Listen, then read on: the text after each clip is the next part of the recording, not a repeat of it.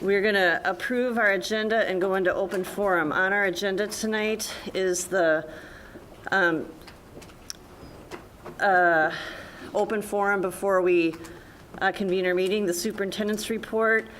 We have discussion items, the National School Board Association conference recap from myself and Vice Chair Nancy Gores, the MSBA School Board self-review discussion, the facilities update, policy development, second reading policies 203.5 school board meeting agenda, 203.6 consent agenda, 205 open and closed meetings, 206 public participation, 208 development, adoption and implementation of policies, 209 code of ethics, 209.1 school board email, 210 conflict of interest, 214 out-of-state board travel, 215 board compensation, and 225 board operational goals.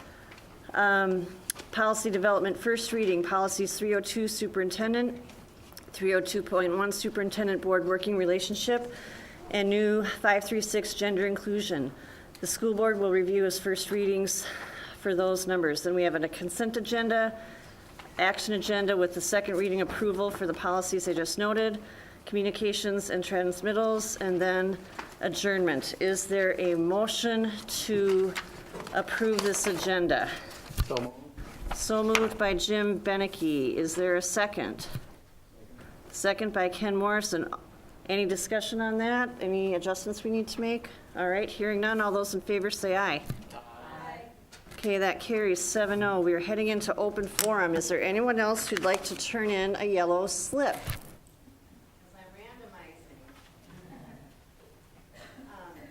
I want to point out, for adults, we do ask you to state your name and address. For students, I would like to honor student data privacy and safety, so students would not be required to give their address.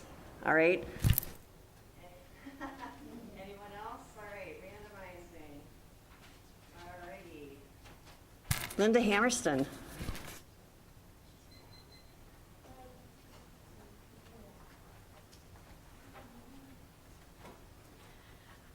My name is Linda Hammerston. I live at 3934 Iowa Avenue South, St. Louis Park, Minnesota. And I just want to speak and voice my personal support for the adoption in St. Louis Park School District of the gender inclusion policy. I think this is a fundamental bedrock necessity for student mental health, and the implications for people's education are extremely pronounced, much less their actual lives and physical health. Thank you. Thank you so much.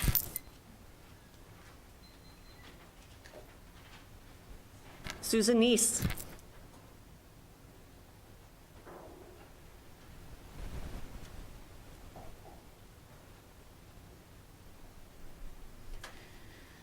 My name is Susan Neese. I live at 2800 Alabama Avenue South.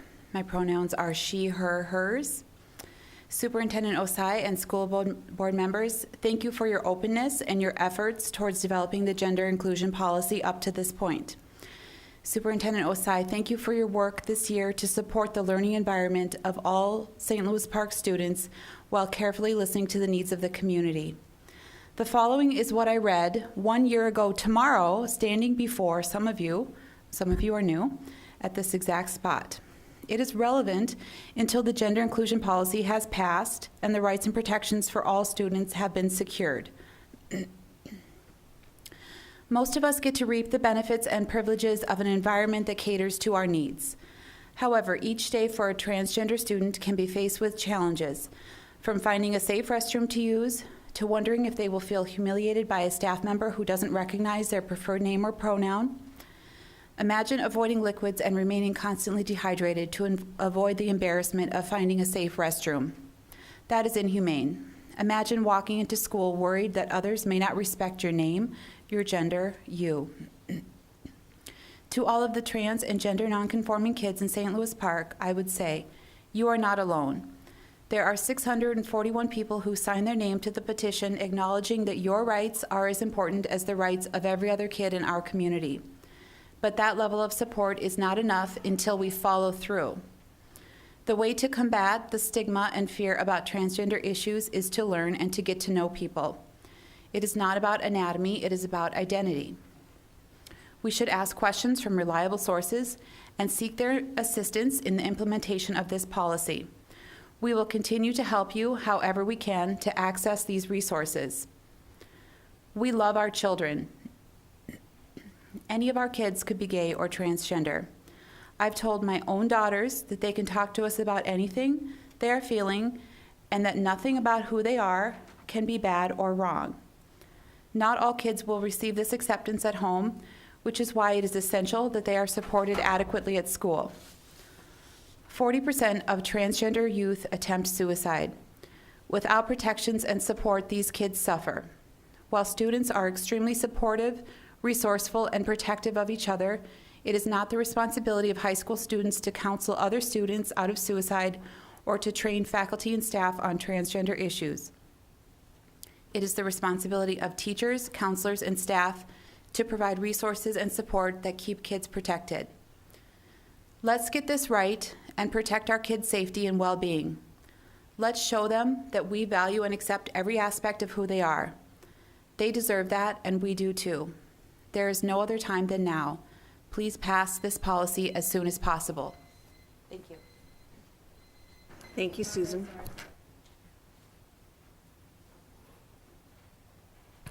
Bethany Penna.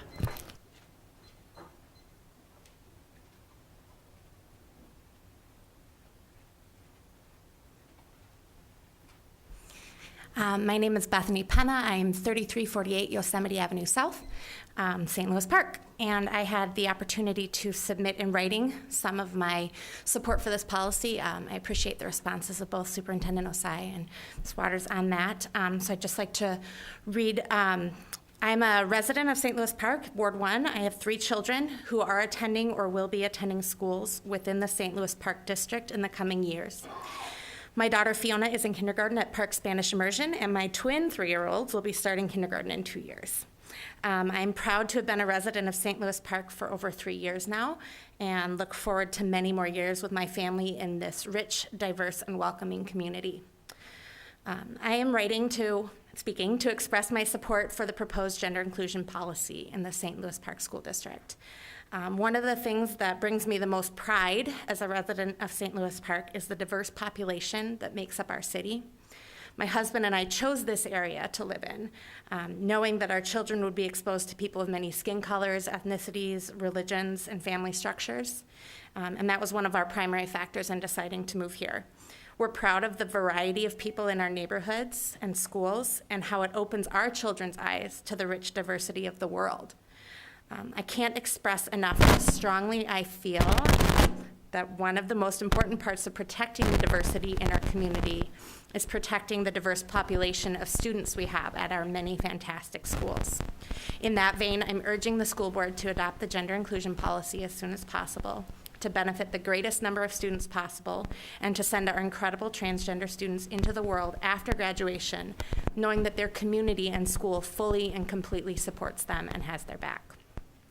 There's no greater gift we can give any of our children than the knowledge that they are valued not only by their families, but also by their peers, their teachers, and members of their community. And the gender inclusion policy is a resounding support for these students that they will carry long into their adult years. Likewise, a failure to pass this policy would be a crushing blow to these students who have fought adversity far beyond what anyone their age should have to, just to be the people that they are today. In that vein, I would just like to say again that I support this policy and I look forward to seeing the school board vote on it. Thank you. Thank you so much. Zaylor Stout.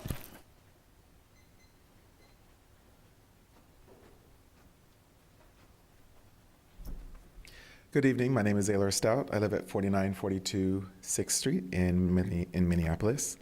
It's been 459 days since the inauguration of our new federal administration, an administration that's taken strict action in regards to attacking the LGBTQIA community, especially our queer youth. For the first time, Reclaim, which is a nonprofit that provides mental health services to transgender and gender nonconforming youth, their intake data indicates higher levels of anxiety, stress, and depression from the new transgender and gender nonconforming students that come to them for help. This has been a direct result and attributed to the administration's rolling back of protections for our youth. And they are feeling less safe, and their futures are less certain.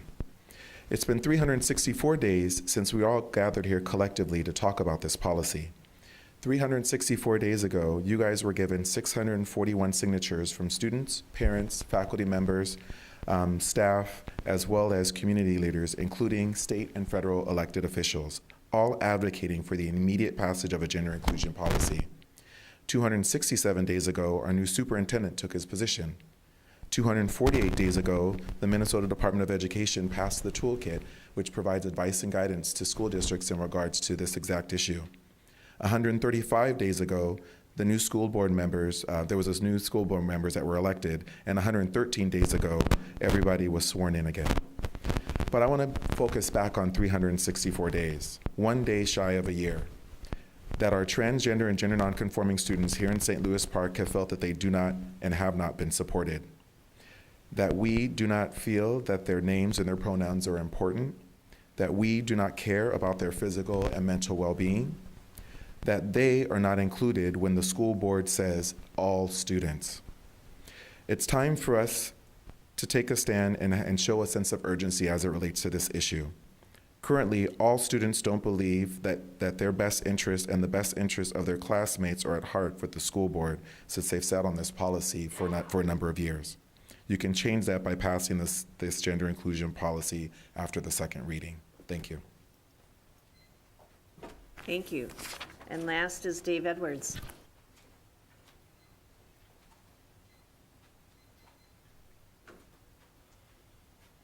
All right. Hello, everyone. My name is Dave Edwards, and I'm from Minneapolis.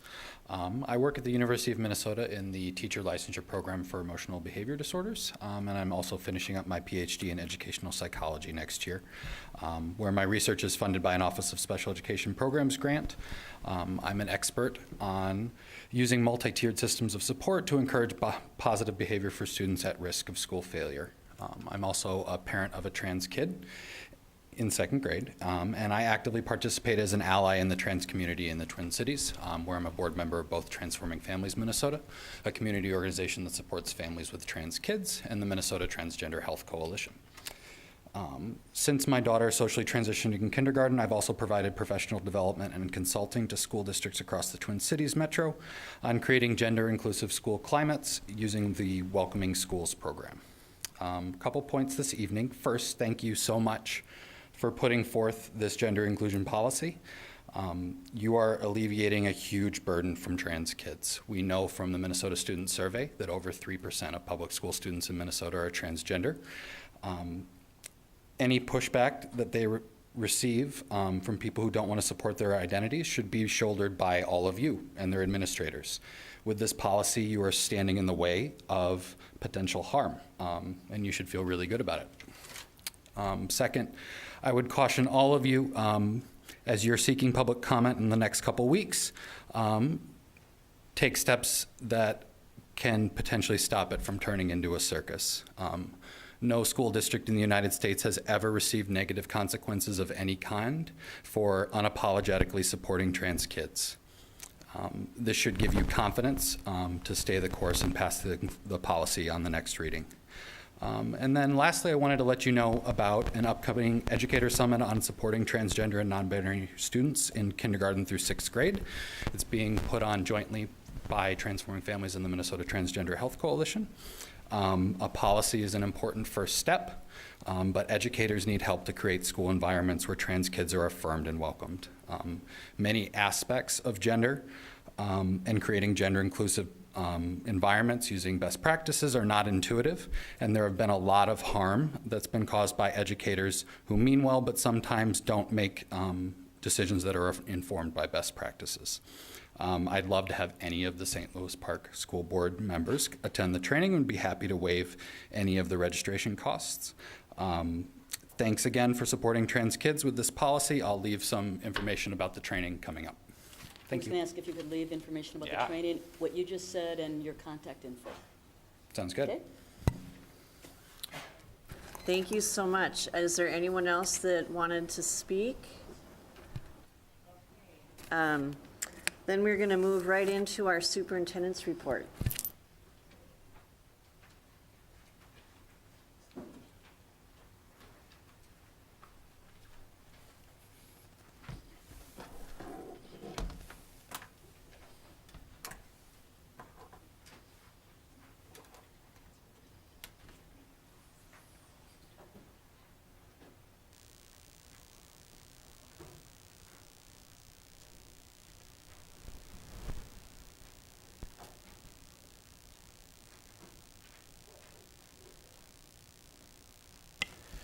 So good evening, Chair Waters and members of the board.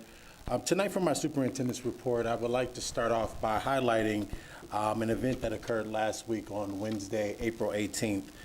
We had the opportunity to convene 24 community members, staff, teachers, administrators, and students at our annual core planning meeting. This meeting is held to review progress on our strategic plan strategies and set future goals for 2018-19 school year.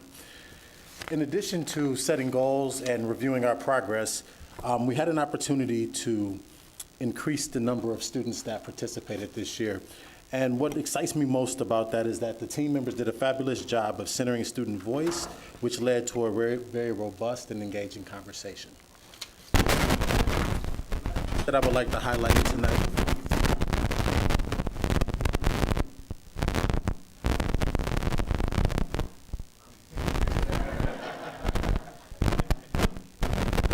We're just going to have to go with it, I think. Hey, you know what? I think that happened because I failed to mention that Chair Waters and Director Casey were also a part of the core planning team. So it was the ghost of the boardroom that we're making sure that I acknowledge their presence there.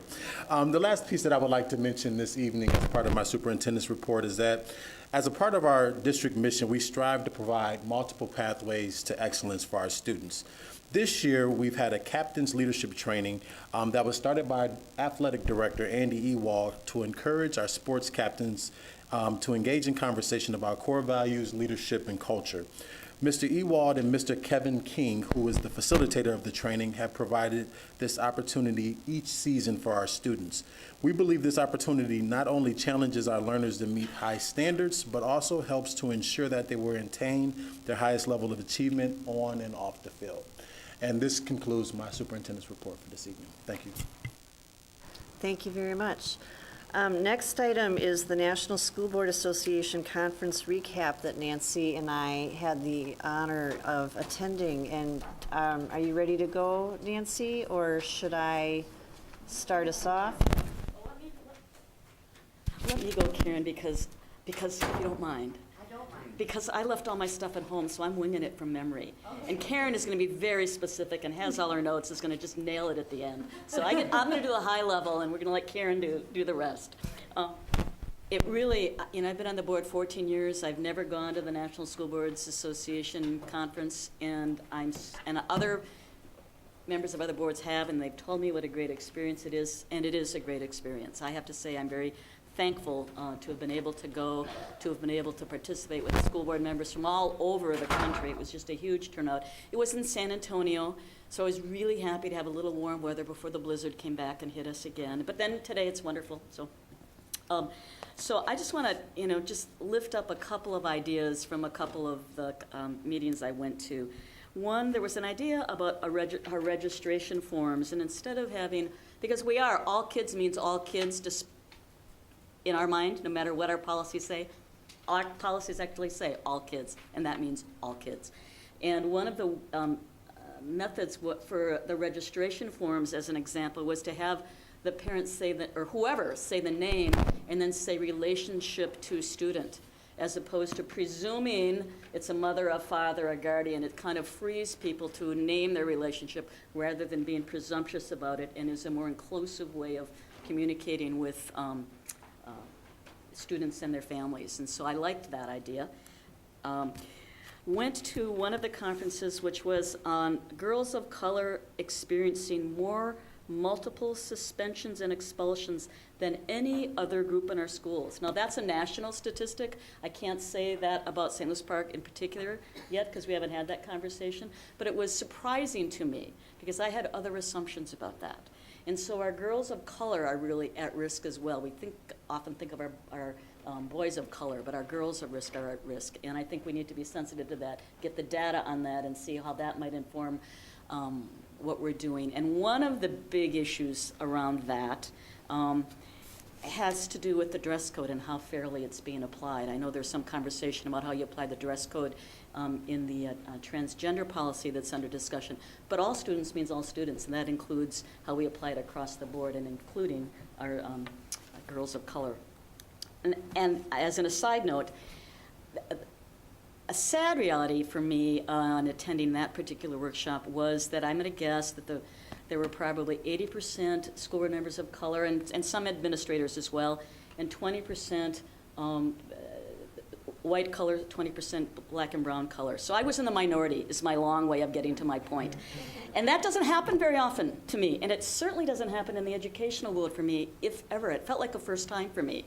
And that was good for me to experience that, and it was really good for me to be in a small group that had a ratio of 2 white folks and 4 black and brown women.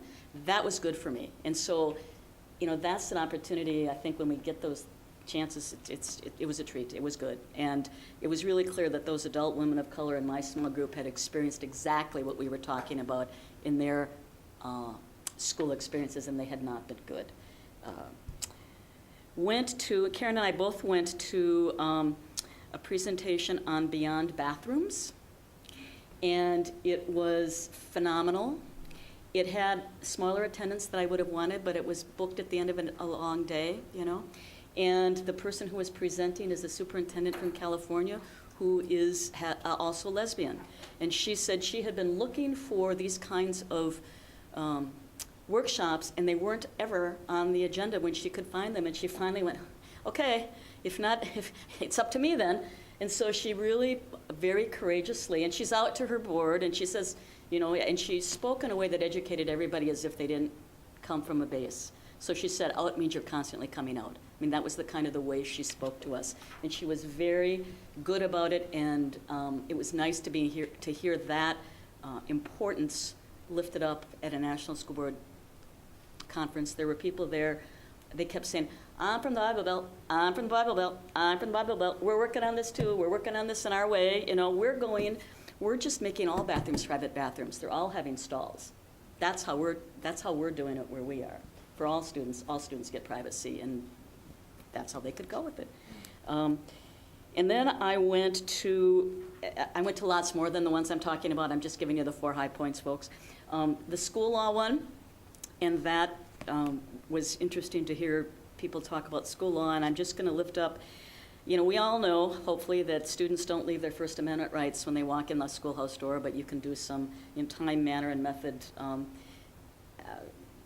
regulation, as any government entity can do, and we are that, because we're the school board and we're public, we are that.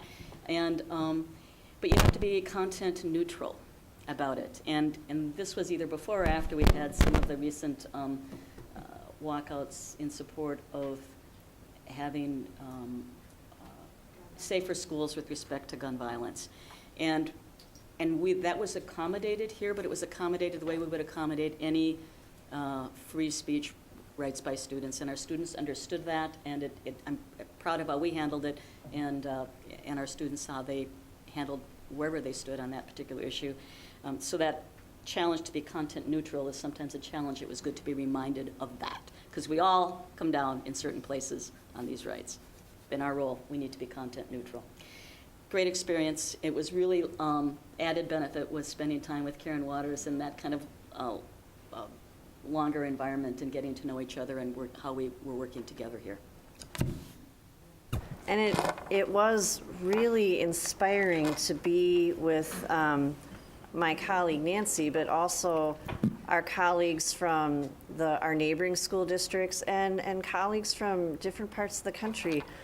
So I went to a half-day seminar on how do you implement best practice for rapidly improving school districts. And one of the key takeaways for me was thinking a lot about reading and we kind of have this idea that you're learning how to read preschool through grade 3, and then 4th grade you're reading to learn.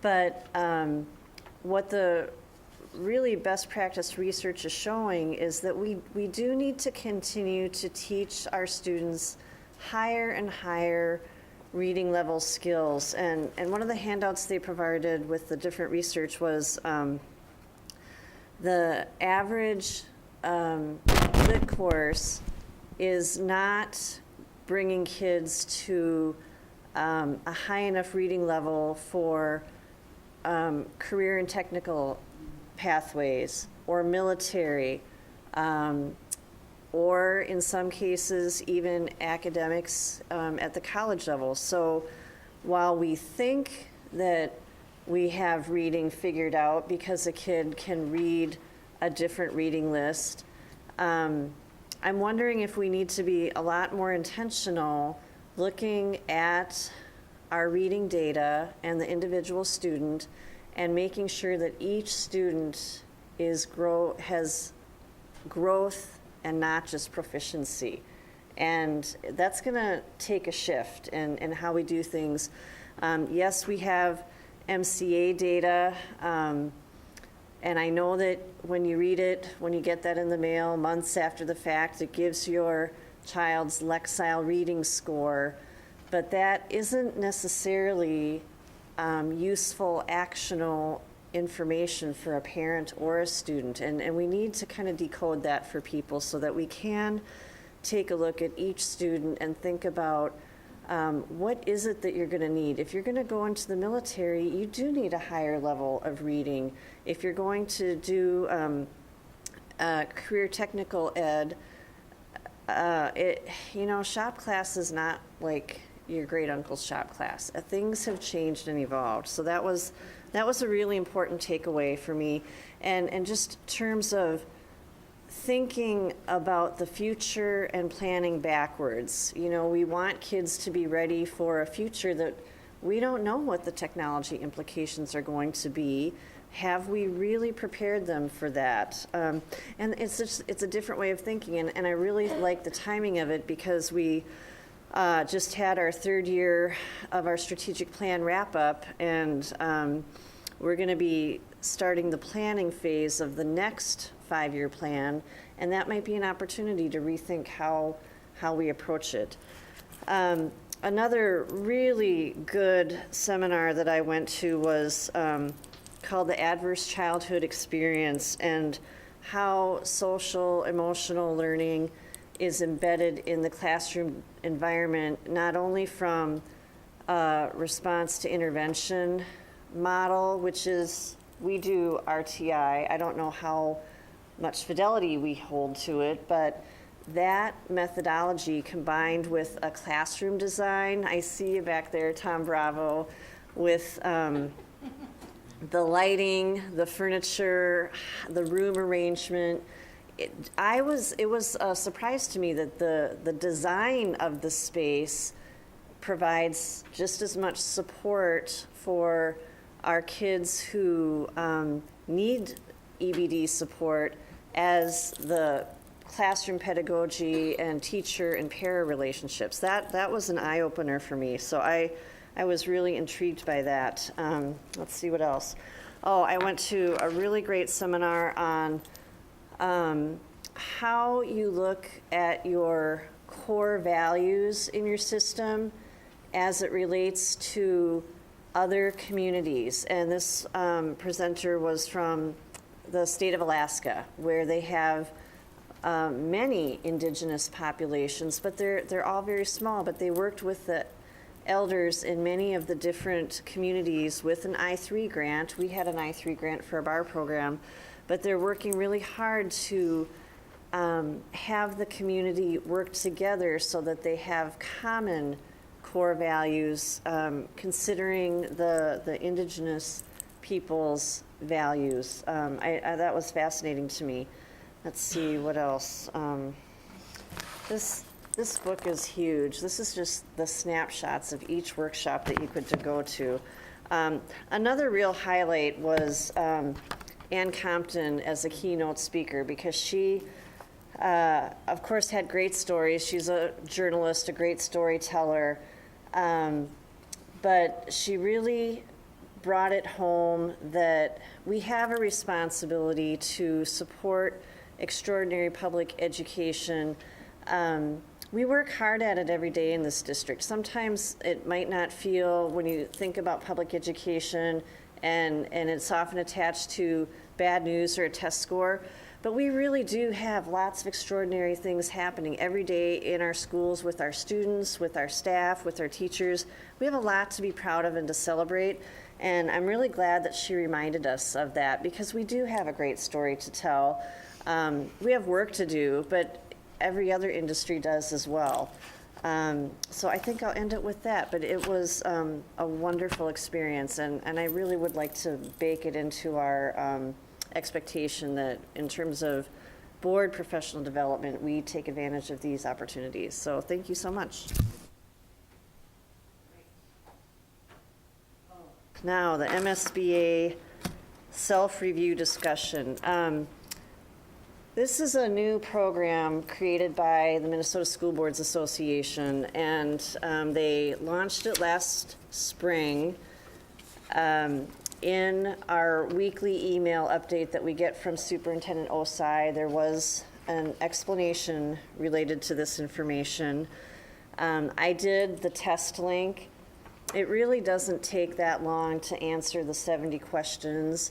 It's done anonymously, and what they're going to do is aggregate our data so that over time we can have kind of a picture of different aspects of our individual efforts in the work and our group effort, because as you all know, we don't operate individually to carry out anything. We have to be at a meeting with a quorum, with an approved agenda, and it's very prescribed, but that doesn't mean we don't have a lot of responsibility with how do we do the work that we do.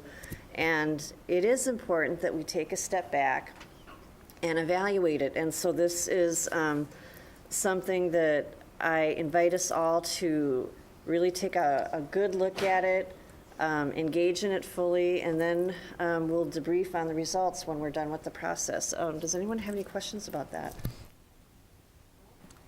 So how does that, so how does it work? So when you go in and you're filling it out, you put St. Louis Park, and then it ends up giving us our results, and then it's able to compare it to other districts, or how does that work? It's going to be used for our purposes, so we're not personally identified. You pick a code name that only you know, or not a name or a color or an object or something, but it's going to give us a set of bar charts to kind of take a look. It's like taking our temperature on these different topics. I do believe MSBA has an intention of aggregating the data statewide over time, but this is their first effort at taking a look at board self-evaluation. It's free. We could pay them a fee and go deeper if we would like, but I just think for the first go-around, it's worth a try. Jim, you had a question? Well, I think you answered it. I was wondering about the others, the free version and one you pay for, so we would try the free version and decide if it's worth about paying more. So Karen, were you suggesting that we all go online and do this in within a certain time frame or something? Yeah, we'd want to have what MSBA is recommending, that we open it and have it completed by December 2018. I think that we're a lot more efficient than that, and they give you a time frame where they tell you plan on 30 minutes. I don't think it took me more than 15, to be honest, but I do have a speed reading capacity that is my secret power.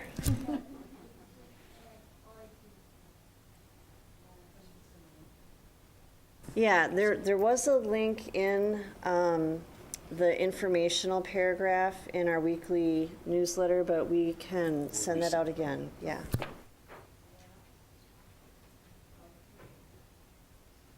Facilities update with Sarah Thompson and Tom Bravo.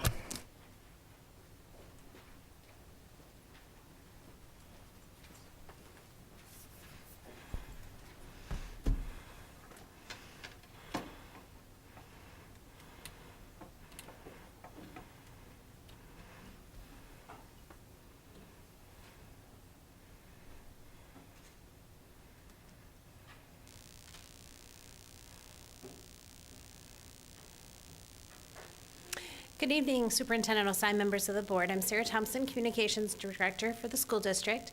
Facility Manager Tom Bravo and I are here tonight to give you an update on what's going on with our referendum building projects and deferred maintenance projects. So April is, in fact, input month for the school district. We are getting input from a variety of community stakeholders. And tonight we wanted to share with you some of what the project updates are that we're sharing with the community. So I'll turn it over to Tom. Thank you, Sarah, Superintendent and School Board audience. We want to kind of go over the projects that we have started. We're about ready to go into design development. We're into schematic design right now, so this is a time for getting feedback, time just kind of let you know what's going on. I want to go back one slide because I want to kind of share with you the projects that we're going to be talking about tonight. We're going to be talking about when PSI goes over to Cedar Manor. We're going to be doing some construction over at Cedar Manor for PSI. Later this year. Central, when PSI moves out of Central, then we're going to remodel the side of PSI and move early childhood in that space. We're also going to talk about what we're going to be doing at the middle school with renovation and additions, high school renovations and additions. Also, the locker room at the high school is going to be updated and so forth to meet the needs of next century learning. We're also going to talk about Peter Hobart. That's one of the last elementary schools that doesn't have a secured entrance and will be by the end of this summer that will have a secured entrance at Peter Hobart. We're going to show you what next century early elementary furniture looks like in the plan. Lennox is going to have some upgrades with the bathrooms and the classrooms there because we need to refresh those areas also and make sure that the seniors that use those programs over there have the technology and so forth. And then the district office relocation. If those of you don't know, we're going to be moving out of the high school area where we have our district office located on the first floor for room for office spaces, and then those office spaces that are in the high school would turn into classrooms, which are badly needed. We're going to be moving over to 6311 Wayzata Boulevard, and we'll kind of go into those details. So the first one will be Cedar Manor. We're getting that ready for PSI. And one of the things that we wanted to look at right off the bat, of course, is if you've been over to Cedar Manor, parking is really tight. And we want to make sure that we don't put elementary school in an area that we're going to have problems with parking. So we kind of looked at the whole thing and we separated it out. So as you can see, from Cedar Lake Road, and there's 169 on your, I guess, my left-hand side. But we have it such that we divide it into three sections. The front part will be where the staff are parking, because they'll always be able to go into any door within that building, but we're going to have one single source main entrance for everybody else, in the sense that when school's on, we're going to have it highly secured, one single source entrance, and we can show you that in a minute. So staff parking up front. We're going to have visitor parking on the side because that's where will be the new entryway with secure entrance. And in the back, the buses, so that the kids never cross over where staff and visitors are parking, which again is for safety and security reasons. We're going to widen the neck in that area to have ample parking, and we're going to have a future playground because we own the land. If you don't know by now, we own the land all the way to where I guess they call it the sliding hill, things like that. So this is what it's going to look like on the outside in the new entryway, where the visitors are going to be parking. And then another view. So now the floor plan. So we will have visitor parking, again, where you see the yellow part where it says receptionists and so forth. That's going to be our secured entrance. So when school's on, if you're a visitor, you can't go any further than that vestibule before you go into the receptionist areas where they to show them your, driver's license or whatever that we're going to set up and what you're there for. And then after that, you get the ID and so forth so that you can go into the rest of the building. Also, what we've done is we moved the cafeteria and the kitchen in the back area because of the fact that when the buses come in the morning time, some of the kids go and enjoy the breakfast. So then when they come in off the buses, they go straight into the cafeteria area. And then from there, then they go into the classrooms after they eat their breakfast.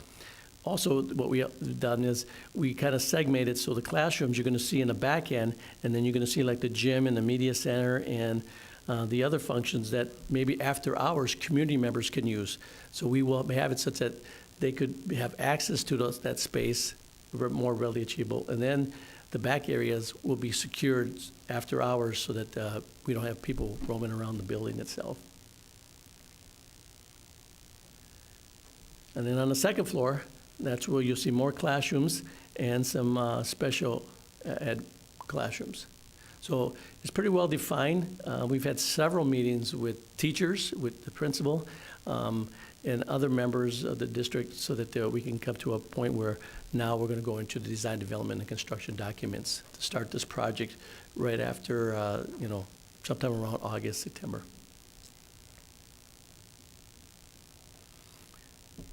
Tom? Yes. Before you go on and leave Cedar Manor, is there anything that we're doing with respect to parking spaces that would limit us if down the road a school board felt they needed to expand the building? Well, again, when you look at the parking itself, what we've done to make sure that we're able to expand in the future is we widen the neck, and we have more land that we could make it more wider if we had to in the future for additional parking. But we felt that based on the calculations that of staff parking, visitor parking that goes to PSI right now, and the amount of buses, it meets the needs. I wasn't clear. I wasn't talking about expanding parking. I was talking about expanding the building. If we had to put an addition on down the road, is there anything we're doing with respect to parking that will limit those options down the road for a school board? No, we do have a plan in here that if in fact we do expand, it will be through the back end, and we would adjust where the buses go, and we'll be able to add at least 8 more classrooms. Sorry about that.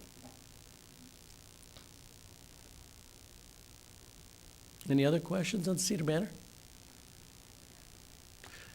Then, of course, when PSI moves out of their space over in Central, then we will remodel that space for early childhood. And the site plan, if you're familiar with PSI and Central, what we're going to be doing there is, again, we're going to have the plaza. Even though it says a plaza, it's not a new thing. It's there now. We're just going to refresh it and have it more of, again, a secured entry. That's going to be the secured entry. So after, when school starts or when early childhood starts, if you come, you have to go through that area. You can't just go to any door of the district. We're going to have short stall park drop-offs, so parents come in with, they need to go in with their child and so forth. We have that in front. And then we're going to build another parking lot in the back area for 32 stalls to meet the needs of what currently they're short on parking. And, of course, a brand-new playground area. So looking at the floor plan, in the basement level, the only thing that we're going to be right now currently going to be we're looking at is the cafeteria and the kitchen area for early childhood. But when you get to the first floor, the side that's colored is the side where PSI is currently occupying. And as you can see, there's going to be plenty of classrooms, secured entryway, parents visitor area, and space that they really do need. And when we met with a lot of the teachers there, they were excited about it because it gives them a lot more space for things that they right now have to store in the hallway, and now they can store it in their classroom. And on the second floor, same thing for kids' place, and the spaces are just they're going to be very nice for what they need and their needs.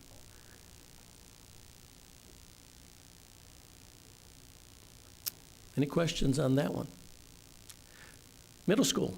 So middle school, we're going to be doing quite a bit. And one of the things that we heard a lot from community, parents, the students, staff, is that, if you have a middle school child and you want to drop them off, you have to line up along Texas Avenue.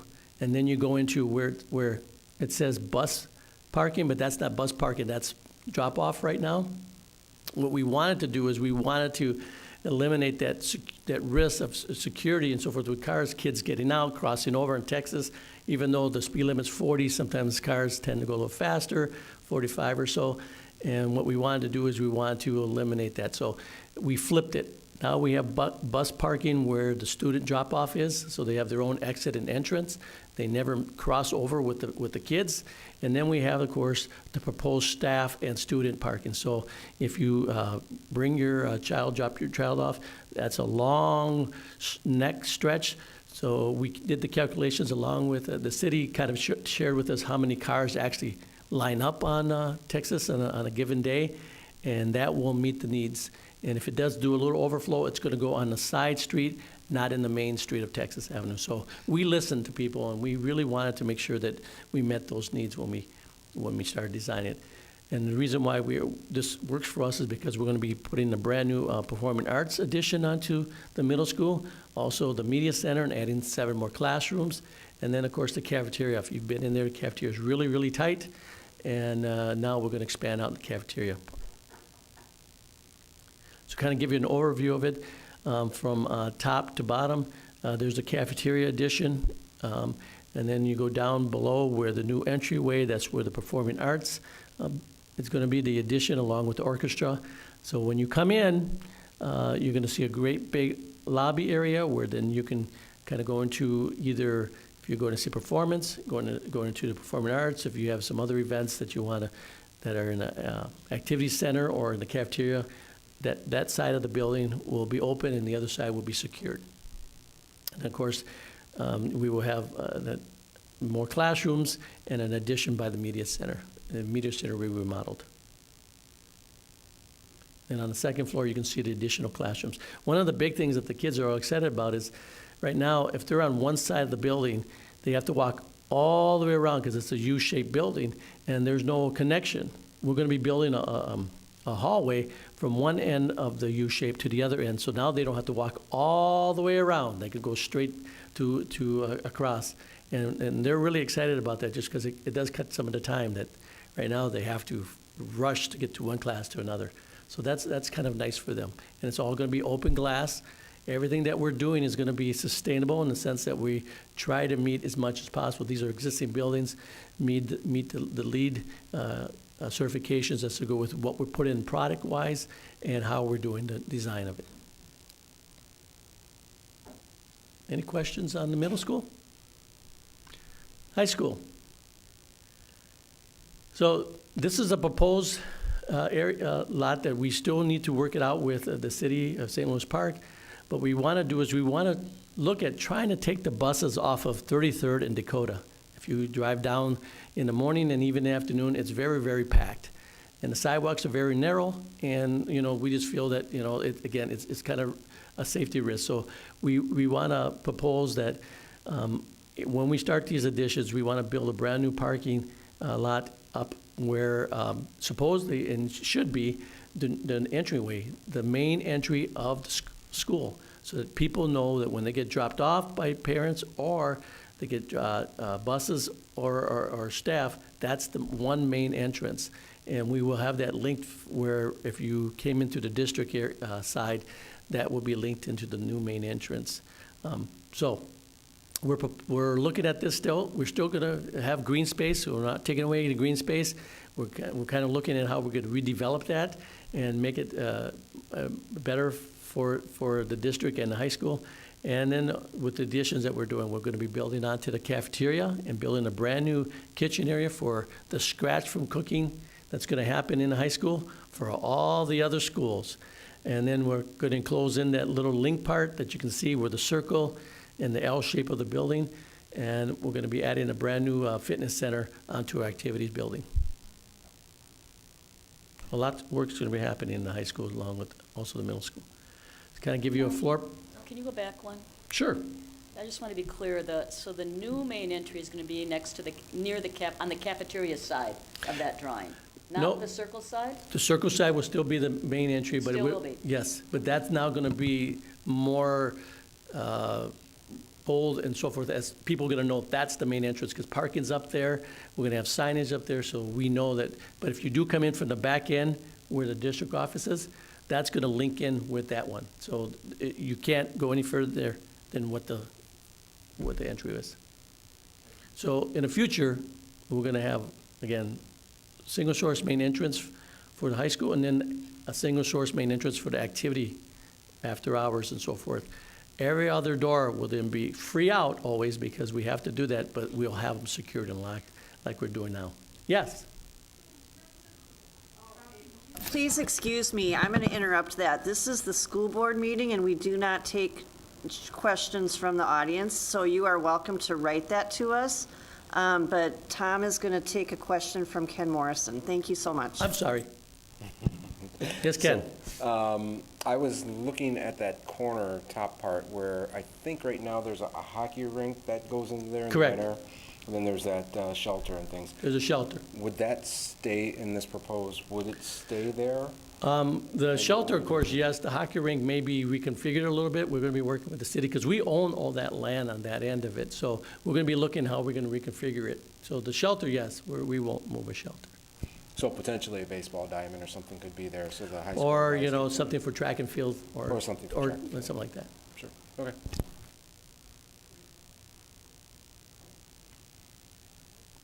So if you can see that the addition that we're doing, on the bottom right, it's the new, along with the activity center, it's going to be a fitness center.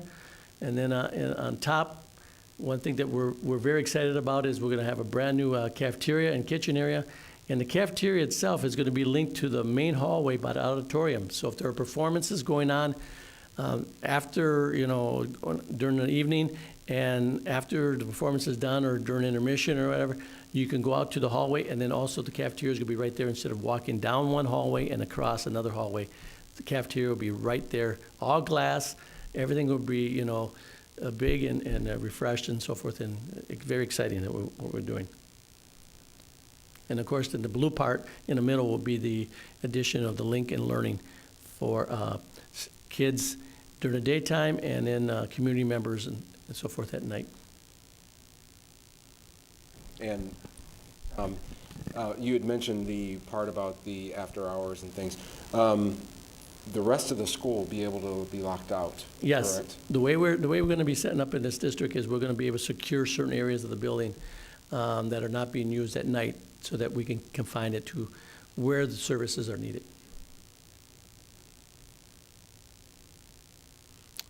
On this floor, the second floor, you can see just additional classrooms that we're going to be doing now that when we move out, principal, counselors, and other office spaces will be going down where we're located, and then that will freeze up space for building classrooms, which is barely needed.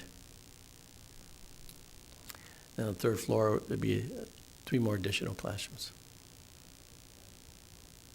Any questions on the high school? High school locker room. This is something that if you've been in the locker rooms, they're badly in need of upgrade and so forth. And what we're going to be doing is we're going to be looking at kind of separating it so that we'll have boys and girls PE locker rooms on one end of the building, and then with the pool in the middle because we can't move the pool. And then the other end, then we'll have the athletic locker rooms, the boys and girls athletic locker rooms for programs like football and lacrosse and things like that. So we're upgrading it all. One of the big things that we are going to be doing is that the Dakota foyer and is kind of like a dead end. So what we're doing is we're going to be building a hallway so that it meets up to another main corridor on the other side of the pool. And that way it creates a more safer area. We're going to be adding, throughout the high school and the middle school and others, we're going to be adding additional cameras through the hallways and things like that so that we can have a secure and safe area.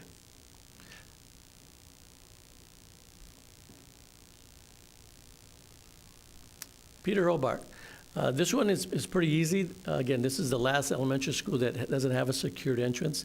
So right now, if you go to the vestibule, you get buzzed in, you actually enter through the school. As of September, when school comes back again, you are stuck in that vestibule unless you go through the office area. You will not be able to get into the building itself. So we're going to make it very highly secure. Now I want to share with you elementary furniture. This is what one of the, for you as taxpayers, you voted on that. We're going to have new furniture in all the elementary schools for next century learning. And we're excited about it because, if you've been to a classroom, some community members have said, that looks like when went to school here and things like that. So we're gonna upgrade it all. And this is kind of the idea that we have thrown in front of the school board, superintendent, that we're gonna be looking at standardized furniture, but it's flexible enough that if you're a teacher, you can kind of move the room around based on the curriculum that you're teaching, and you can have it such that the kids can learn in different ways, with a step area, tables that are movable, chairs that are much more comfortable, and much more relaxing. So these are just kind of two concept areas. At the end of the summer, each elementary school will have 2 pilot classrooms that will be completed, so that during the school year of 2018, they will get an idea what classrooms are all about. And then the following summer, we'll be remodeling all the classrooms for that following fall. So Tom, with the pilot classrooms, then they're gonna be using the furniture we anticipate buying. You'll be getting some feedback on that. Correct. Real use, and then can reassess if we need to on what we actually want to finally order for everybody? Correct, but just so everybody knows, that there were 43 teachers on this committee, and so we had a lot of input. So each teacher, 2 classrooms per elementary school, they actually went to the principal, and they're the ones that said, we want our classroom to be the next century. So we're really excited about that. It's one of the things I heard at the National School Board Association meeting, is that other districts are getting new 21st century furniture as well, and they too are doing pilots with their teachers just to make sure what they think they like on paper is actually what they like when they have students in the room. Yep, And that's the it's a best good way to plan. go. And you're gonna have rooms that the teachers can go and test and kick the tires and teach some classes in there also, right? Yes, we will. Okay. And then deferred maintenance, Sarah, help me on this one.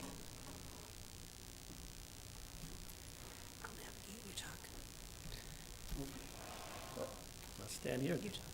Okay, at Lennox, just pretty cut and dry, we're just going to be upgrading the classrooms and the bathrooms, refreshing. If you've been to Lennox, it's one of the older buildings, and what we want to do is we want to make sure that, again, that meets the needs of the learner and the teacher that are in that area that are teaching the community programs.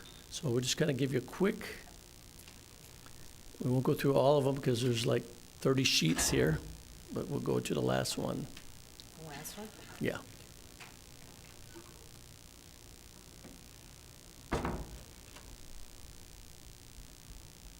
Right there is good. So you can see, the dark areas are the areas that we're not touching, but the lighter areas we are with new furniture, upgrading the bathrooms, adding a couple more areas for ADA, and then making it secure. We're going to have a secured entrance here also. The sides will always be free out, but you won't be able to come into the sides anymore. Everything has to come through the front. Any questions on Lennox? So the secure entrance, is the office going to move then? Nope, the office will stay there, because that has a view of everything. So what we are going to be doing is enclosing or make it a bigger vestibule for seniors and staff. I see, and extending that wall out a little bit so you can see straight directly into it. Correct. I got you. You're done with Lennox? Yep. And then the last one I want to share with you is the district office move.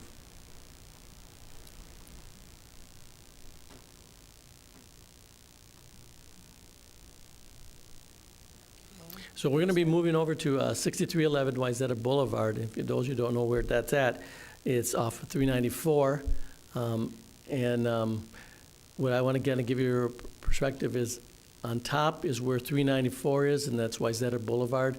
And then on the bottom of the sheet is the parking lot. So the building's kind of sloped on a hill. So the main entrance is below in the parking lot. We will have a brand-new, again, vestibule. What we tried to do in this building, because we were very fortunate when we found this building to lease for the 4 years that we're going to be there until we move over to Central, because that will be our permanent home when all the moves are done. The last one will be us moving back to a district building, is that we didn't want to put a lot into this. So when we found this building, we found it that we didn't have to do a lot of construction here because we don't want to. A lot of our dollars we want to put in is in the classroom, in the schools. So what you're going to see here is a refresh, and what we try to do is also make it friendly for people that come to the district office for service. I.e., example would be to apply for a job or to talk to somebody about the multicultural, and also to register their child. So when you come into this main entry, you will have the receptionist right in front. You will have the child person that does for registering your child, and then multicultural around the hallway. And then, of course, on the right-hand side is all of HR, where the carousels are there for if you wanted to apply for a job or you wanted to talk about something else.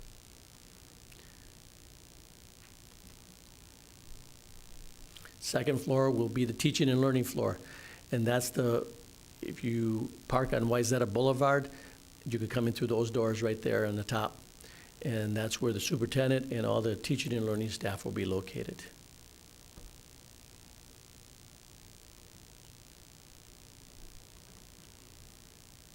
And then the third floor will be where payroll, accounting, facilities, other support service functions will be on the third floor. And because of the fact that, again, we didn't just want to remodel, we left a space that's open where nothing's going to be touched, so that we can preserve the dollars to where they should be going into the classrooms.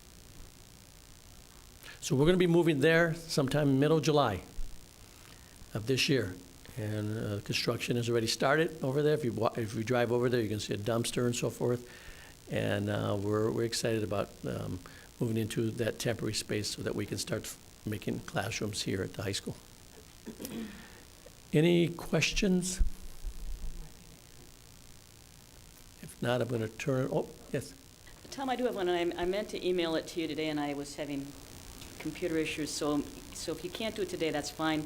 But next time you hear, what I'd like to hear is what we now have for bathrooms in an inclusive way, because we're going to talk about our gender inclusion policy, and what we're going to have going forward under this plan, and how we're analyzing that so that we're providing for the needs of all our students, both in terms of locker rooms and in terms of bathrooms. Sure. I mean, I can share with you what we're doing, but we're always going to, as we get those drawings further developed, we are in the new locker rooms in the boys and the girls PE. They're going to have separate stalls, and we're going to have the privacy. We also have to, because of the fact that we need to, with the performing arts building at the middle school, we're going to be adding more bathrooms. We're going to make them more single stall use bathrooms to meet the needs of all people and so forth. At the high school, because of the fact that we're adding more square footage, we have to also add more bathrooms here, which we're looking at more single-use bathrooms in this high school. So as we develop those, I can come back to you at a later time and share with you what we are doing, but we are looking at the whole thing. I just had probably a question for the superintendent or Sandy. So as we move PSI out to Cedar Manor starting in the 2019, fall of 2019. School year, that is definitely going to change the transportation patterns. And as we're changing transportation patterns, there's been all of this research about school start times. So I don't know if the superintendent can address whether or not we would consider doing any changes to the start times when that rolls around. Thank you for the question. Actually, last week at Core Planning, school start time came out as a recommendation from Strategy 4 around facilities, understanding that we would be moving Park Spanish Immersion, which is going to impact the 3-tier bus system. And in addition to that, there has been a lot of conversation just as it relates to different sleep studies and making sure that we're really accomplishing the tenets of our district mission. So we will, at this point, there's a recommendation, and I believe strongly that we should take a closer look at that recommendation and figure out what an appropriate start time would be. Start times would be in relationship to our transportation model as well, because I think in many ways they'll work together. Okay, thank you. this isn't a question, but just a compliment that, I mean, we've heard this presentation a lot, and what has come out to me in the last couple of times I've heard it is just the way that Strategy 3 community collaboration has been put into Strategy 4 facilities, but also with security in mind. And so what I'm hearing this last time again is the nice way that we've made our buildings more accessible and more secure at the same time through some of these details. Like, I like that the district office, it's going to be more accessible for the multicultural liaisons. Our gyms are going to be more accessible, but still we'll be able to close off the places in our buildings that we want to be secure. So, Thank you. can I say bravo to your team? Bravo! Okay, thank you. Thank you, Board Member Casey. In the spirit of community collaboration, this is Input Month, as I mentioned at the front of the meeting. We've had 2 community meetings that were also broadcast on Facebook Live. So if you weren't able to attend, you can see the video of this presentation on Facebook. And we have an online survey. So if you would like to view this presentation, take a look at the plans, and share your comments with us, you can certainly do that online, and it's going to be up and available through May 1st. So that opportunity is available for everybody to weigh in and give their feedback, as always. Thank you. Okay, thank you so much. That was a really great presentation, and I really want to compliment you all for adding to the ability to communicate with our community. I tried that Facebook Live with, sometimes I have limited technology success, but a lot of people were engaged with that as a method. And I was in the grocery store, and a woman approached me and said, I really love doing the Facebook town hall because I couldn't be at the meeting. I was doing something with my kids, but I could still type in a question, get the response, and that's really showing great progress. How do we utilize technology around here? So thank you very much for doing that. All right, moving along in our agenda. Policy development, second reading policies 203.5, school board meeting agenda, 203.6, consent agenda, 205, open and closed meetings, 206, public participation, 208, development, adoption, and implementation of policies, 209, code of ethics, 209.1, school board email, 210, conflict of interest, 214, out-of-state board travel, 215, board compensation, and 225, board operational goals. So this is the second reading of that. I think we had a little bit of input on questions and typos, and Cindy, is there anything else you want us to know about with these policies? No, the final drafts with everyone's helpful edits will be finalized before going on the website after approval. Did anyone else have any further discussion points? I just have one small one. In 205, under number 4, procedures for meetings and notices, A1, it says that normally the regular meetings of the Board of Education shall be held on the 2nd and 4th Monday in such and such place. We know that will change in a year. So, because we know we're not going to be in this room after next school year, it sounds like. So, I just want to put us on notice that we'll have to revisit this policy if we leave this detail in the policy, or make this less specific right now if we're not confident that we're going to want to change the actual policy again going into next school year. I would vote to keep the detail, but put a tickler on Cindy's calendar so that we do need to look at it when we make the change, that we do make the change when it changes. It's nice for people, assuming anybody looks at our policies, they would know when we met. It's kind of buried here. But we want to be consistent. We want to know.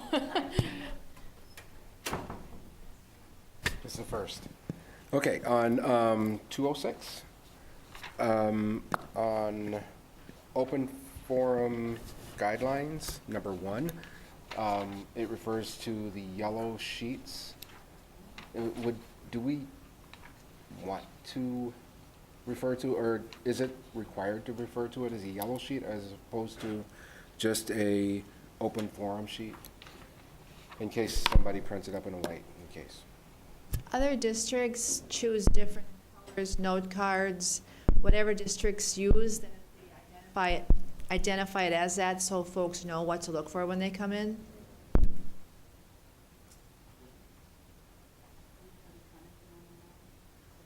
Well, do you have anything on that?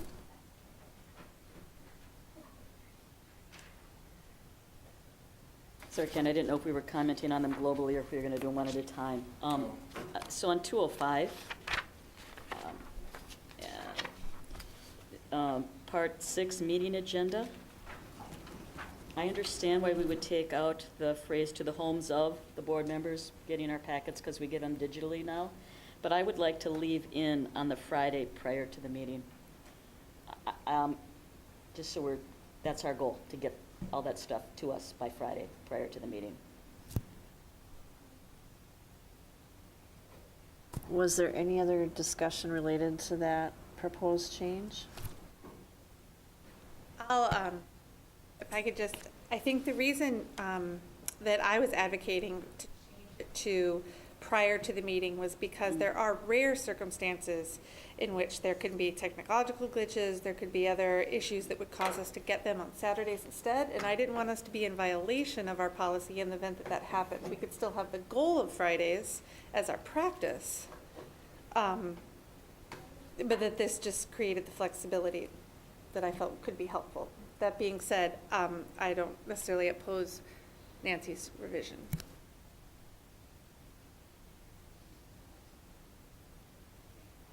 Cindy, what kind of guidance are you looking for from us then? Because we are having, if I'm understanding it, a couple different viewpoints, and we do need to resolve it. I believe having the Friday stay in the policy would at least give anyone not on the board the information of, we do provide the board the information prior to the meeting, so they have the opportunity to look at it and not get it the night of. So to me, leaving the Friday in is specific, and I'm having no problem either way either, but I think leaving the Friday in serves the board and serves the public to at least keep everyone on the same page of when things are done. Does that make sense? I also think it may help you with people who need to get you material to get to us, so that you get enough time to get it put together and time to get it to us on a Friday. And it gives us time to have a weekend to look at it, which I think makes us better board members. Yep, I appreciate that too. This is a work in progress. The past three meetings have been like superstars, out early, and folks have had it, and I've had time to edit. So things happen. People get busy. People are sick. Technology issues. A last minute add to agenda that maybe might change the structure of the if I have it completed. So things happen, but I believe that leaving the Friday in would, at least after I'm gone and someone else is here, somewhere to start. Is there any other discussion on any of the other policies that we have before us in the second reading? Right, hearing none, we're going to move to policy development first reading. Policies 302 superintendent, 302.1 superintendent board working relationship, and new 536 gender inclusion. The school board will review as first readings 302 superintendent, 302.1 superintendent board working relationship, and new 536 gender inclusion. So everyone on the board received those in advance, and if you have some initial questions with policy 302 superintendent, let's put those out before us right now.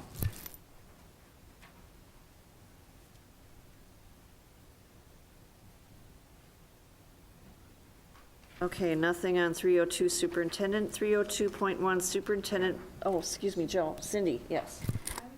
Yeah, add for information purposes and for the board and the public that these two policies pretty much staff doesn't see an opportunity unless the board changes policy with the superintendent.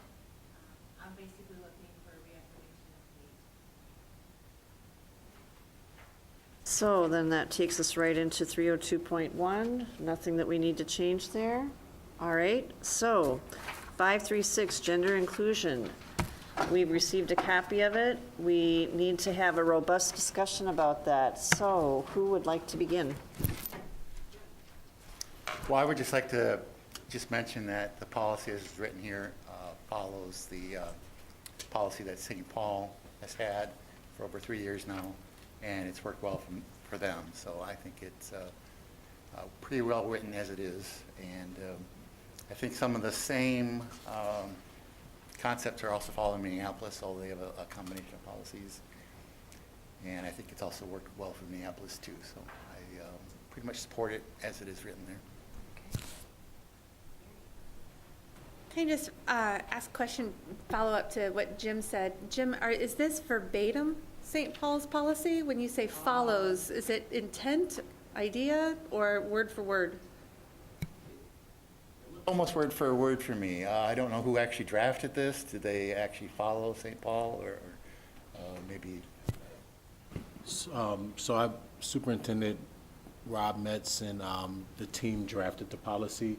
It does not necessarily mirror St. Paul word for word. It more closely aligns or reflects the language from, I think, Blake School. The Blake School has a policy in which this reflects, if I'm not mistaken.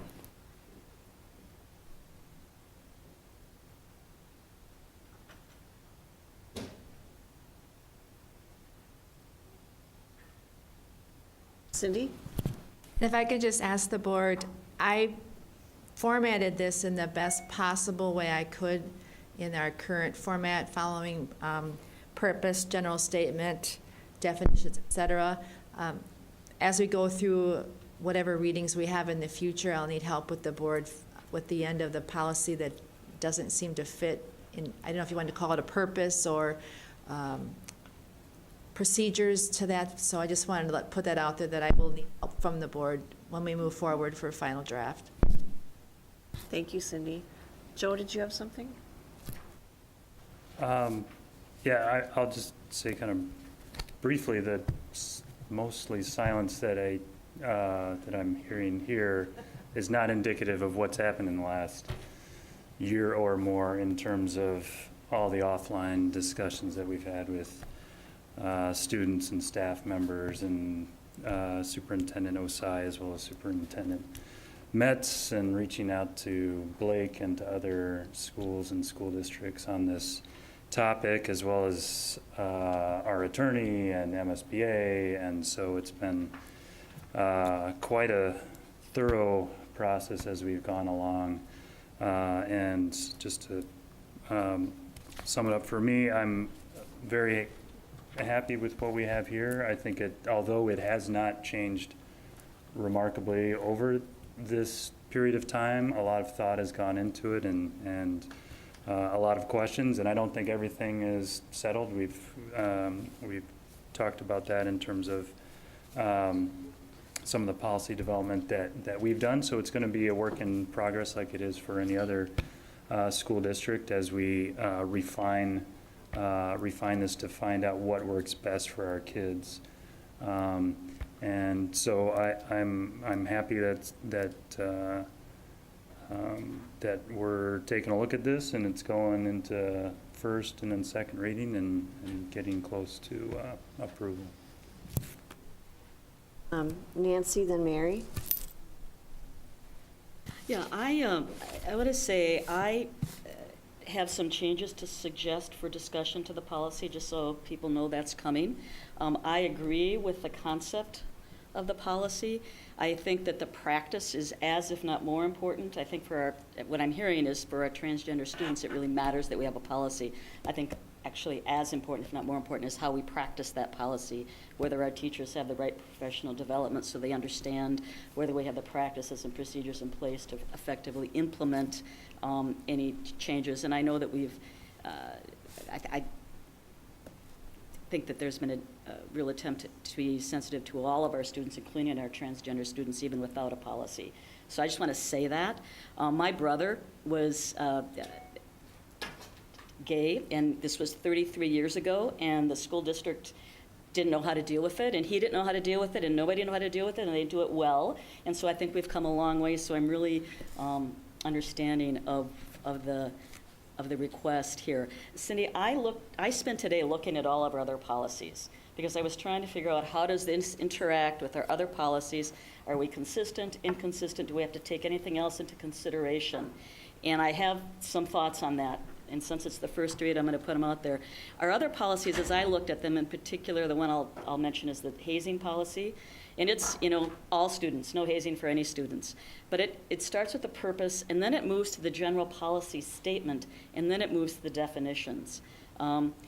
So in terms of this policy, and then when I talk about what we have, I would change the purpose to say, instead of the students, I would prefer to say all students of St. Louis Park Public Schools deserve respectful and inclusive learning environments that value students' gender identity and gender expression. I would suggest taking out the general statement. In terms of the definitions, I think the ones we need are C and D, because that's what's referenced in the policy. Maybe F, maybe G, maybe H. We're not doing education per se in this policy. We're trying to define language that will help us implement the policy. On 4, which I think should move up to 3, I think those two should be flipped. Our other policies title that Gender Statement of Policy. So to be consistent, I would include Gender Statement of Policy, ensure gender inclusiveness.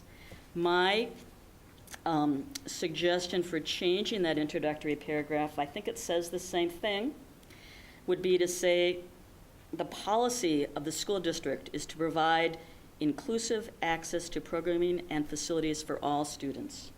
That's the policy I think we're adopting, and it says it, I think, a little more clearly. The policy of the school district is to provide inclusive access to programming and facilities for all students.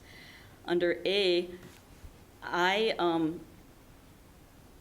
would change that a little bit to say, respect all students' gender identity and gender expression by identifying and addressing students by the name and pronouns they prefer / identify with. For B, I'm not sure that we need the term compelling in there. And Aston, I would like to have a little feedback from you, not necessarily tonight, on how that implements the. When I went to school, it was so easy for teachers to split people up by boys and girls. I don't know if they still do that or they don't do that. I don't know what kind of professional development that would take. I don't know what our principals think about that. I think not doing that is good for everybody, including our transgender students. So I'm not suggesting that's a bad idea. I'm just wanting to know the reality of what it means for change, if any, in the way we do things, so that we're ready for it when we adopt the policy. I don't want to adopt a policy that doesn't have meaning. And so that's that. For Part C, that talks about co-curricular and extracurricular activities.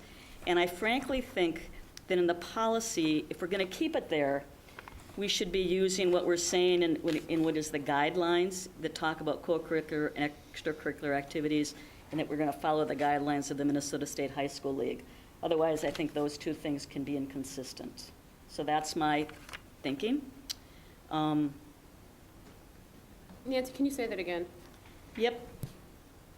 AC. If you look at 4C, Ann, and then if you look at the attached guidelines, co-curricular and extracurricular activities, I think it's the language from the guidelines that should go into the policy. Okay. That's what I'm saying. And then, Nancy, I'm assuming that I can get your draft if this does Yep. go Yep. forward. Thank you. and then on E, and one other concern here. E says, respect the safety and privacy of all students by not disclosing their gender identity or orientation to anyone without permission. So here's my question, Aston, for further input. We have a policy 515 that has to do with our record keeping and what's data privacy and what's not data privacy and what's directory evidence and what's not directory evidence, but available as a directory data. I don't know what we're thinking about in the specifics of this, but if we're having names changed in Power School, which I would think we might, so that teachers would have access and know the right name. I mean, I don't know the mechanics. Does that align with or not align with what we have to do under Policy 515? and who gets access and who doesn't, and can we prevent that or not? And I think that's a little harder than just what this says. So that's my one concern there, how that interacts with whatever we have to do under the Data Privacy and Data Practices Act. And my other concern is it says we're not going to tell anyone. And I don't know what that means about family members. So far, we've been hearing from transgender students who have supportive parents. We might not always be in that situation.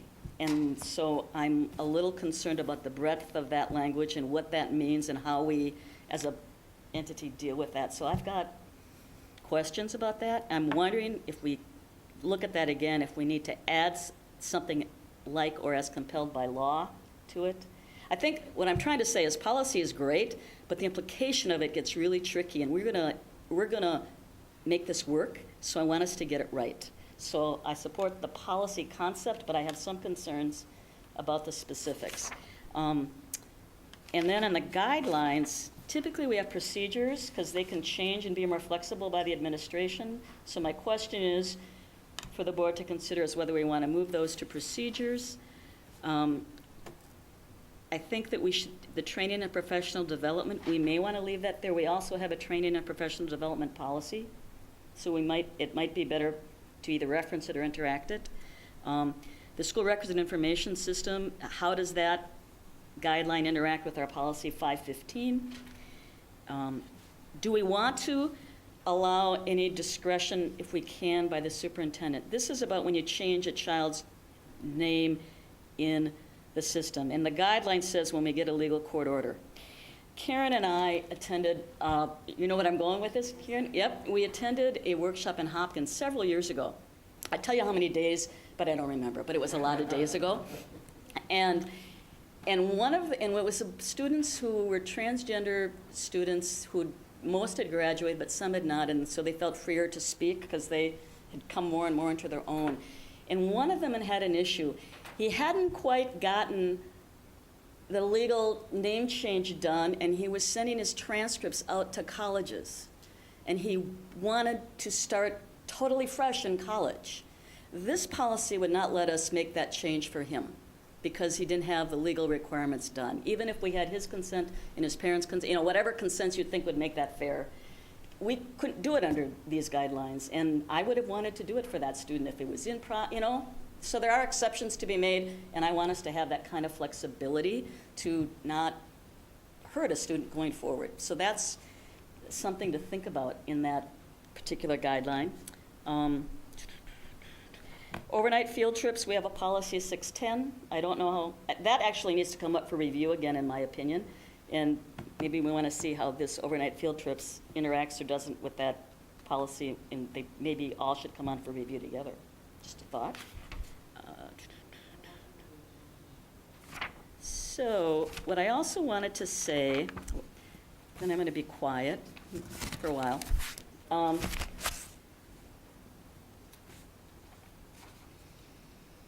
In our 413 policy, which is harassment and violence, this board has already added to that policy when we lay out the specifics of who, you can't harass anybody, you can't be violent to anybody, all means all, but we also name the specific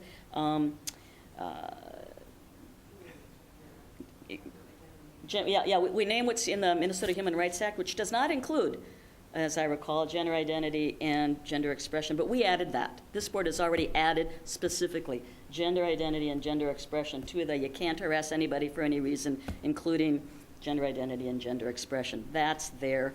Our bullying policy, 514, says all, it means all, and I hope nobody doesn't think we mean all when we say all, because we do. So those are my thoughts. Thank you, Nancy. And I know Mary had your hand up, and then Jim has something. Thanks, Karen. I just want to start by also saying that I am very excited and grateful that this is on our agenda tonight. And the comments that I will be talking about, again, please do not interpret them in any way to mean that I am not in favor of instituting and implementing all the protections necessary for our transgender and gender nonconforming students. That being said, I want a great policy that is clear and that is concise and that will be able to be executed upon properly and fairly. So I think that is, please understand that's my intent as I go forward with my comments. I like Nancy's change to all, in purpose, to all students of St. Louis Park Public Schools.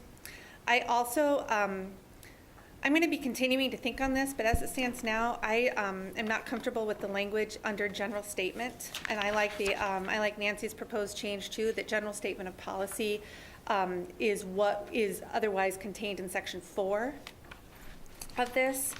I don't know that I feel like section A or F on the definitions needs to be included in our written document. I don't think it adds. I'm going to continue to think on this, but at this point I'm questioning whether it adds any value to what we're discussing.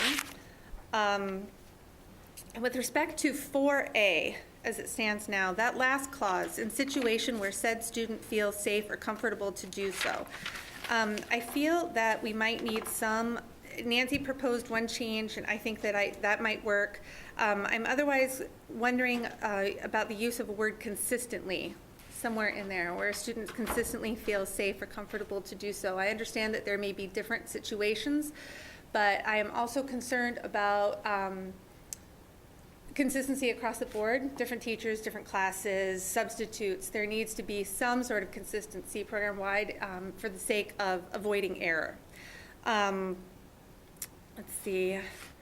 With respect to E, I echo again Nancy's concerns there. I'm also, when we say without permission, I would like to be clear about whose permission we're talking about, and this goes to the issue that Nancy was talking about in terms of family issues or concerns, but whose permission and when is that permission given? I think we need to flesh that out a little bit more. In terms of guidelines, names and pronouns, this goes is similar to what I was saying with respect to 4A, is that last sentence. This may include using a different name and or set of pronouns depending on context. When in doubt, it's better to stray on the side of confidentiality. The depending on context makes me a little bit concerned there, because it puts a potentially difficult burden on school administrators, teachers, and staff to know what context is going on. And the only reason I mention that is because of my concern, again, for error. I don't want us to make a mistake, and I don't want there to be error at the student's expense. So I'm going to continue to think through how we might be able to change that. I think there also needs to be an S on the end of guardians in names and pronouns at conferences with the students, guardian or guardians. Yeah, that's all I have for now. Thank you. Jim? Could someone state just one last time what this section entitled Gender Inclusion Guidelines is for? It seems like more a list of procedures that we don't have attached to other policies. And if it is going to be attached to the policy, then I might have some disagreements with it that I'd have to think about. But I'm just wondering still exactly what it is. Cindy, can you add some clarity, please? This is where I was asking the board for assistance. I took this policy in its draft form as it was written, tried to format it in the way that we write our policies with the general statement, purpose, et cetera. I have no idea where you want this, if you want it to be a procedure, if we are going to tweak it, if there's going to be a paragraph of here that might end up in a different section. So that's the work we have to do in front of us. So right now, gender inclusion guidelines is the way that it came to me.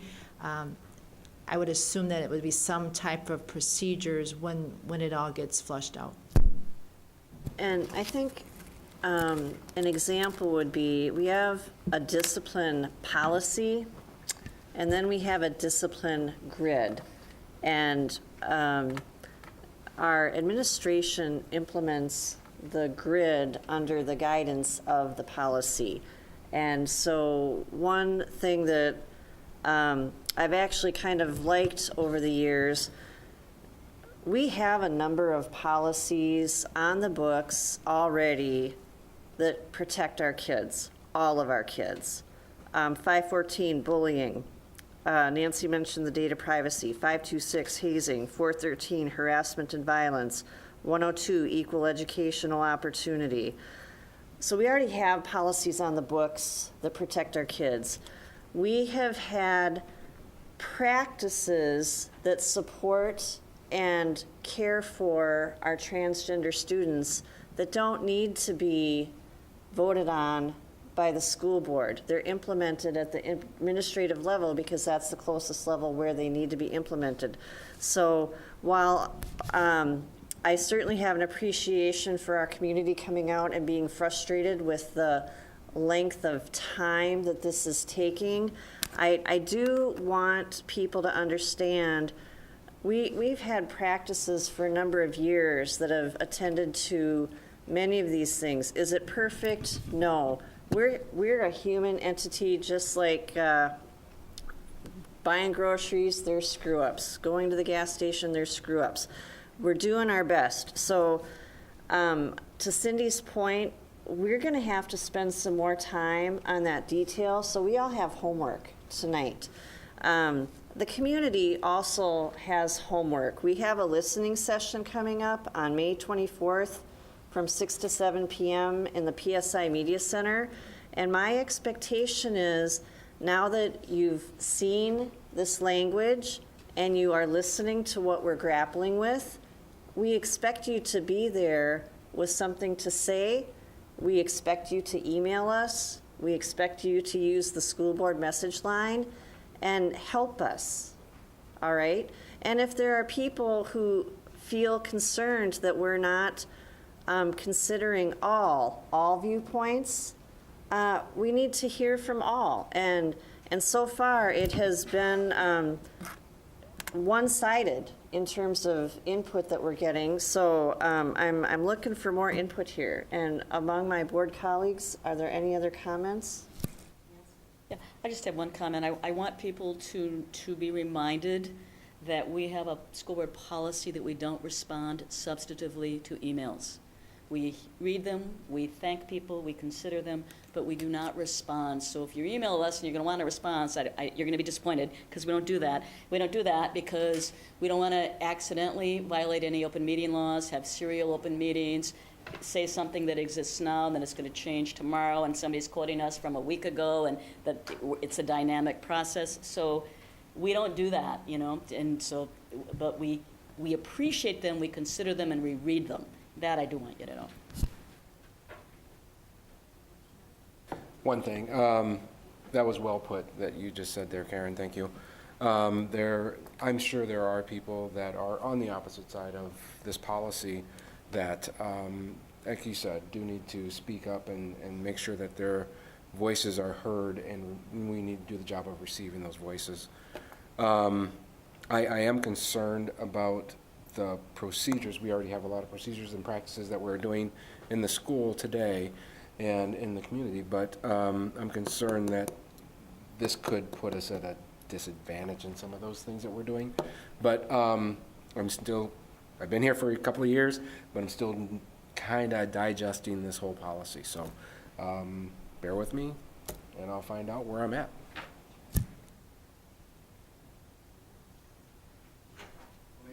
I think maybe an option in the end would be to leave out this whole section, gender inclusion guidelines. So maybe that's just something to think about.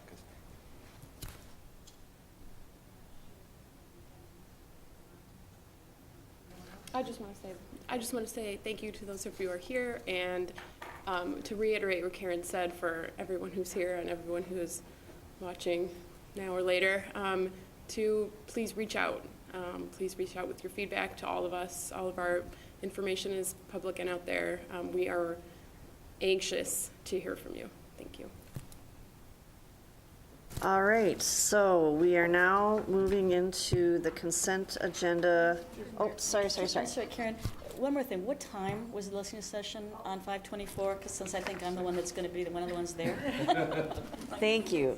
So the listening session is May 24th from 6 to 7 p.m. in the PSI Media Center. No, we booked 6 to 7 p.m. And if we need to have another listening session, we will. Joe? And what's the next step here? Nancy, did you track kind of, do we have red lines tracked from Mary and Nancy by Cindy that we can get out to the group, or? That's what I would need direction from the board. If the suggested changes from Mary, Nancy, and any other board member that offered a suggestion, are we doing that as a red line? Are you going to talk about it more? That's where I need more direction. I would suggest that you email me this policy. I've just learned how to do redlining, so I will try to do redlining, just so people can see what it looks like. I'm not saying they're adapting what I'm saying, I'm just saying it's easier to see what it would look like if you can see the redlining, and maybe Mary and I will either do a couple of them or one of them or something for people to look at, since a lot of what we seen was similar. You can track, and we can see who's tracked. So you can do both of yours on the same. That would be really useful for me to see those things, and then ignore all of Nancy's and keep all of Mary's or something like that. Okay, sure. I'll let Nancy start, and then. That's fine, yeah. And then I'll continue, and, yeah. One more thought. If I'd realized you were all going to stay, I would have moved to change the order of the agenda. Sorry, guys. So, is there anything else on policy 536? Okay, hearing none, we're going to go to the consent agenda. It's business and personnel. We do not discuss it. I'm just looking for a motion and a second. So moved. Moved by Ann Casey. Is there a second? Second by Ken Morrison. All those in favor say aye. Okay, that carries 7-0. So one thing we normally do, although we do not talk about it, we normally highlight retirements. And one of the retirements that came up, what we've talked about here already, is Frank Johnson's retirement. So I just want to say briefly, he's the only principal I know as a parent of a third grader and first grader. It's Susan Lindgren. And you know, I'm super excited to have Clarence there, but I'm also going to miss Frank, and his personality and his demeanor is outstanding. I love how he conducts his business, and I wish him well in the future. Oh, and thanks for sharing that, Joe. A lot of us have great experiences with Frank, and we are going to have a spotlight honoring all of our retirees this spring. And the public is invited to that as well. It'll be in the Sun Sailor, and we'll be announcing it at our next meeting. But come for cake, and we'll do the spotlight, and a good time will be had by all. I suspect there will be a building level party as well that they invite community members to, because that has happened in the past. All right, Chair next. Waters, the retirement will be the second meeting in May. Thank you so much. So the second meeting in May is Tuesday, May 29th. That's also an open forum night, and it's on the Tuesday because Monday is Memorial Day and their school is not in session. All right. Thank you so much, Cindy. Now moving on to the action agenda. Policy development, second reading approval. It is recommended that the school board approve policies 203.5 school board meeting agenda, 203.6 consent agenda, 205 open and closed meetings, 206 public participation, 208 development, adoption, and implementation of policies, 209 code of ethics, 209.1 school board email, 210 conflict of interest, 214 out-of-state board travel, 215 board compensation, and 225 board operational goals as presented with the edits and tweaks that have already been noted. Is there a motion? Yes. Moved by Mary Tombeck. Is there a second? I'll second. I just want to make sure that we have accepted Nancy's amendment to policy, was it 205? 505. Taking back out the, putting back in Friday on the date? Friday preceding, just changing that back. Yes, I have that, thank you. Any further discussion? Okay, hearing none. All those in favor say aye. Okay, that carries 7-0. We are now at... Madam, before we go, can I have a point of clarification? Yes, you may. Thank you. I just was looking through the packet, and for the three policies that came on for a first read, my cover sheet says we're going to have a second reading on May 14th. And I just want to clarify that that's not what's happening for the gender inclusion policy. Are we going to, and because we're not having isn't the hearing not till May 24th? It's possible we're going to have input that comes in from the community via email or phone messages that I would like to address in a second reading. I would like us to be open that this is going to take multiple readings, and if we find after the May 24th listening session that we need another listening session, I think we should be amenable to that, so that, as Mary has said, and I got it, we're going to get it right, and that's going to take time. I just was wanting to clarify our expectation that we're not going to be taking action on May 14th, even if we're discussing it again. Thank you for that clarification, Nancy. I agree. Now, should we move on to communications and transmittals? So I'm going to mention it again. We have a listening session on May 24th from 6 to 7 p.m. in the PSI Media Center. Anyone else? I am really happy that one of my biggest problems as a school board member is that I cannot decide what of the amazing things that are going on that I want to highlight in communications and transmittals.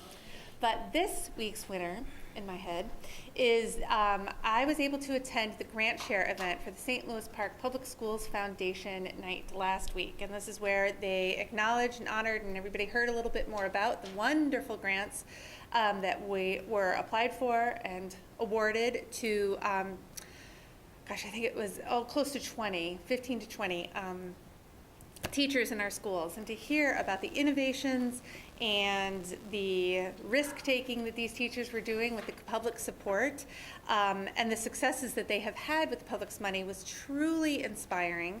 And so I would like to give a shout out to all of those teachers and staff that sought those grants and have been putting their ideas into place in their classrooms. And to all of the people, all of the board members of the foundation who work so hard to support them. And I've been a donor to the foundation personally. I loved seeing where my money was going, and so I would encourage folks to look at the foundation, slppsf.org,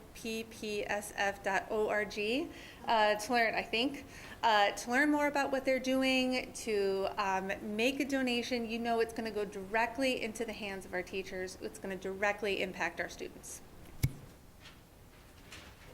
Okay, I think I came prepared this time.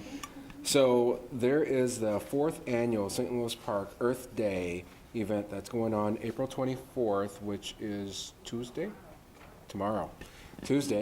here at the cafeteria. And this is between 5 o'clock and 8 o'clock p.m. And why I wanted to bring it to our attention was there's a whole lot of great things that are going on around food and nutrition and community. But there was also a grant that we received that they did a cooking classes after school, that they will have a cook-off competition during this time. So my kids were not able to do the classes because we were out of town, and I wasn't good about signing them up, but I did commit to being a judge for the event, and hopefully Aston will also be a judge at that event. I tried to get Chef Marshall, but he is out of town that day. But he said he is going to help us out in whatever way we need him, because he was a really, really key part of our snack committee and our going organic or going natural with working with the classes or with the cooks for the last month, 6 weeks or 8 weeks, few months, and that was a great experience in itself. So I'm kind of jumping around here, but that was a great experience. He was a great help to all of our cooks and helped them become more, just more confident in what they're doing with their cooking and the kitchens, and giving them the ability to make some changes in the recipes that will satisfy their kids. So he established some really great things with them, and he's going to continue to work with us on a volunteering purpose. So we have high hopes and great progress we're going to be making for going scratch. One more thing. This is kind of a tweet. I signed up to judge because I love to eat. I cannot wait. Well, my daughter's also going to go because she wanted to go to the class, but she wasn't able to go because I didn't sign her up. So one thing, this is just something that happened. So occasionally I do some cooking for things, and I did a wedding this last weekend and had the opportunity to do it at the Hopkins, one of the Hopkins facilities in Eisenhower, and they have a kitchen. So it's exciting, and the people that were there knew our program and are commending us on what we're going to be doing, and said, if you ever need help, let us know. So it's great, and Barb is helping well. Thank you. Super. You know, that's really good news about Hopkins, because they have been really good community partners with us as a school district. Our girls hockey team is a joint venture. We do adult learning with Hopkins. We do 287 with them. We're going to be doing some additional professional development down the road. And so some of the people that we were at MSBA with were the Hopkins school board members. They didn't all go, but it was really great to work with them on a different dimension. And all the members that I met were just as delighted about the number of partnerships that we work on together. So it's good being neighborly.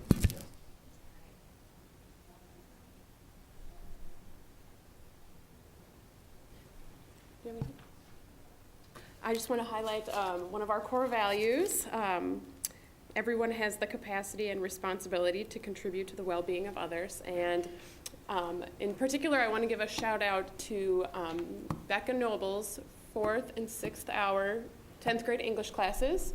They invited me to come and participate in their lesson last week, and they were going to be writing some letters to advocate for causes that were important to them, to people who are in all levels of political office. And so I went in and talked about what the school board does, what we do in here. Their classroom is actually right across the hall here, but none of them had ever been to or watched a school board meeting before. So I hope that some of them will watch this one and hear that they were very much appreciated. And I hope that some of us will receive some letters from that class.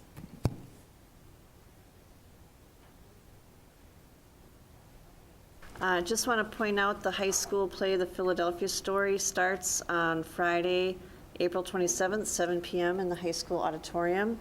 I will be attending a WEMAP Joint Powers meeting on Thursday, the 26th, and there is posted in that board packet for a special meeting of the recommended action is vote to dissolution, and then that will require that our school district have a special meeting, which is posted for Friday, April 27th at 7 a.m. to ratify a decision that comes out of that event. So I just wanted to put that forth in the public space. And I'm just going to say it one last time. Listening session, May 24th, 6 to 7 p.m. at the PSI Media Center. Now, let us call for... oh, Ken, yeah. I have one more thing, and I'll try not to make it a long story. So it just dawned on me that, with a little help, that this week is administrative week, professional administrative week. And the day of observation is the 25th, so we have to make sure we do something. As a matter of fact, maybe we should do something soon. So that is this week. So just a message to all us all. Very good. And on that note, is there a motion to adjourn? Sure. In honor of Administrative Professionals Week, this week is my annual conference with my peers across the state of Minnesota, Minnesota Superintendent's Office Personnel Association. So we have 2 days at Chaska Conference Center. We have MSBA coming in, we have national speakers coming in. So thank you. That is I consider that my gift from the superintendent and the board for allowing me to attend that conference. Thank you. Well, thanks for going, Cindy. Thank you. We do appreciate you. Now, is there a motion to adjourn? Moved by Mary Tombeck. Is there a second? Second by Ann Casey. Any discussion? I didn't think so. All those in favor say aye. Opposed? Carries 7-0. We are adjourned at 9:09.